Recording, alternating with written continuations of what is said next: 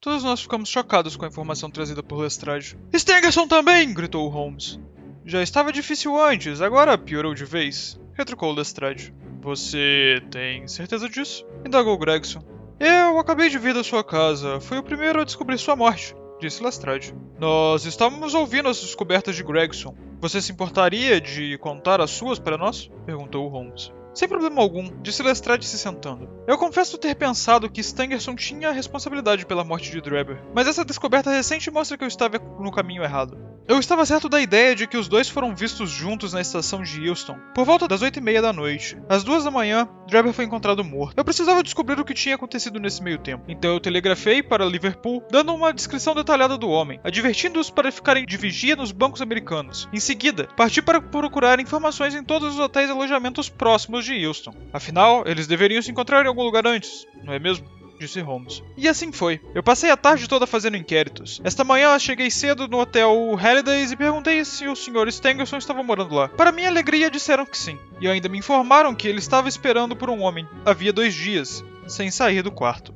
Lestrade respirou fundo e continuou. Eu subi para encontrá-lo. Imaginei que, ao aparecer de surpresa, o faria dizer coisas inesperadas. Quando subi, encontrei algo que não gostei debaixo da porta. Uma mancha de sangue. Dei um grito, meu companheiro rapidamente subiu. A porta estava trancada, nós demos com os nossos ombros e, para o nosso terror, encontramos Joseph morto. Parecia ter levado uma facada, e agora vem a parte mais estranha de todas. O que vocês acham que estava escrito acima do homem assassinado? A palavra Rash, escrita com letras de sangue, disse Holmes. Exatamente, disse Lestrade. Havia algo tão metódico e incompreensível nesse assassino que eu ficava ainda mais atormentado com a ideia. O assassino foi visto. O menino que passava o leite o viu descendo por uma escada apoiada na janela do hotel. Ele desceu tão tranquilamente que o menino imaginou que fosse alguém fazendo reparos no estabelecimento. Ele não prestou muita atenção, pois não havia achado nada demais. Só reparou que o homem era alto, tinha um rosto avermelhado e estava com um casaco longo e marrom. Nós encontramos no quarto uma bacia d'água e uma toalha, o que indicava que ele lavou as mãos e limpou a faca. Você achou algo no quarto que o levasse ao assassino? Perguntou Holmes. Nada. Stangerson tinha a carteira de Drebber no bolso, mas isso era comum, já que ele fazia todos os pagamentos. Quaisquer que sejam os motivos desse crime, com certeza dinheiro não é um deles. No bolso do homem encontrei um bilhete que dizia: JH está na Europa. Nada mais? Nada de importante. Havia uma revista em cima da cama, seu charuto estava aceso, também vi um copo d'água na mesa e, perto da janela, tinha uma caixa com medicamentos. Meu caso está completo,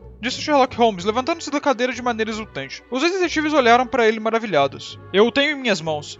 Existem, é claro, alguns detalhes para serem ajustados, mas eu tenho certeza do que aconteceu no momento em que Drebber saiu da estação até seu corpo ser encontrado. Você pode me descrever as pílulas? Eu as tenho comigo, disse Lestrade mostrando uma pequena caixa branca. Eu as peguei junto com a carteira e o telegrama, na intenção de colocá-los num lugar seguro no departamento de polícia. Dê-me as pílulas, disse Holmes. Agora, doutor, diga-me, essas são pílulas comuns? Elas certamente não eram, pareciam pequenas pérolas cinza e quase transparentes. Pela transparência e leveza, eu imagino que elas sejam solúveis em água, disse eu. Precisamente, respondeu Holmes. Agora você se importaria de buscar o pequeno cachorro que já vem sofrendo há tanto tempo, que até nossa funcionária pediu para que você acabasse logo com a dor dele? Eu desci as escadas, peguei o cachorro e o levei para a sala em que estavam Holmes e os detetives. Eu o abracei e o coloquei em uma almofada no chão. Agora, eu vou cortar uma dessas pílulas em 2 partes. Metade eu guardo, metade eu coloco nessa taça de vinho, como se fosse água, apenas para testar se é solúvel. Como disse meu amigo Watson, disse Holmes. Isso é interessante, só não vejo como nos ajuda o caso de morte do Sr. Joseph Stangerson, disse Lestrade. Tenha paciência, meu amigo, paciência. Agora eu vou colocar um pouco de leite nessa mistura aqui para ficar mais interessante ao cachorro. Conforme falava, ele colocou a taça em frente ao cão, que rapidamente bebeu tudo. Ficamos todos esperando alguma reação do cachorro, mas conforme passava o tempo, nada acontecia. Sherlock olhava em seu relógio demonstrando impaciência. Seu rosto foi assumindo uma fisionomia de descontentamento, enquanto os 2 detetives olhavam para ele rindo da situação. Não pode ser uma coincidência, disse Holmes andando de um lado para o outro. Eu suspeitei dessas pílulas no caso de Drebber e agora elas foram encontradas na ocasião da morte de Stangerson.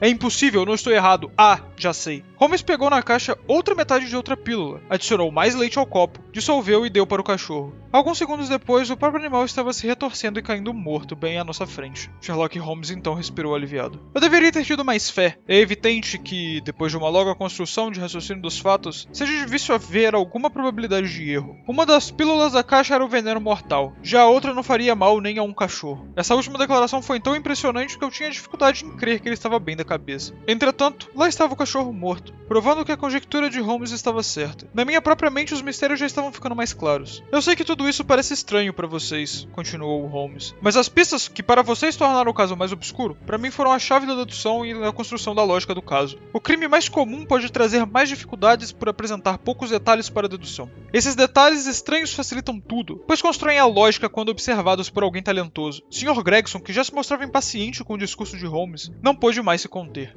Olha aqui, Sherlock Holmes, nós sabemos que você tem muita sabedoria e seus próprios métodos de trabalho, mas agora nós precisamos de algo mais além da teoria e falatório. Precisamos pegar o cara. Eu já entendi que minhas suposições estavam erradas, as de Lestrade também, e você pode nomear quem fez isso. Não posso evitar de dizer que Gregson está certo. Precisamos de uma resposta clara. Nós erramos, mas você também não nos apresentou nada claro, observou Lestrade. O atraso de empreender o assassino só lhe dá mais tempo de fazer mais atrocidades, disse eu. Conforme falávamos, Holmes continuava perdido em seus próprios pensamentos, sem se importar muito com o que estávamos dizendo a ele. Não vai haver mais assassinatos. Podem ficar tranquilos quanto a isso. Vocês me perguntaram se eu sei o nome do assassino. Sim, eu sei. Mas entre saber e pegá-lo existe uma diferença. Entretanto, eu espero poder fazer isso em breve. Não pode haver pressa. É preciso delicadeza agora. Qualquer ato brusco pode nos tirar da rota certa. Fiquem tranquilos, mas eu estou desconfiado de que esse homem seja das forças oficiais. E no momento eu preciso agir. Depois comunico a vocês o que fazer. Gregson e Lestrade não ficaram nem um pouco satisfeitos com a fala de Holmes, muito menos com a sua alusão ao fato de o culpado ser da polícia. Contudo, não tiveram muito o que fazer. No instante que Holmes terminou de falar, o jovem Wiggins entrou na sala e avisou que o táxi já estava à espera. Muito bem, o taxista está me esperando. Wiggins, peça a ele que me ajude com essas caixas. Eu estava surpreso por Holmes estar partindo para uma jornada sem ter me avisado sobre isso. Ele pediu que o taxista entrasse na casa e pegasse uma caixa no chão. No momento em que o homem abaixou, Holmes apontou seu revólver e, segurando o homem, disse: Companheiros, deixe-me apresentar a vocês o assassino de Enoch Drebber e Joseph Stangerson, Sr. Jefferson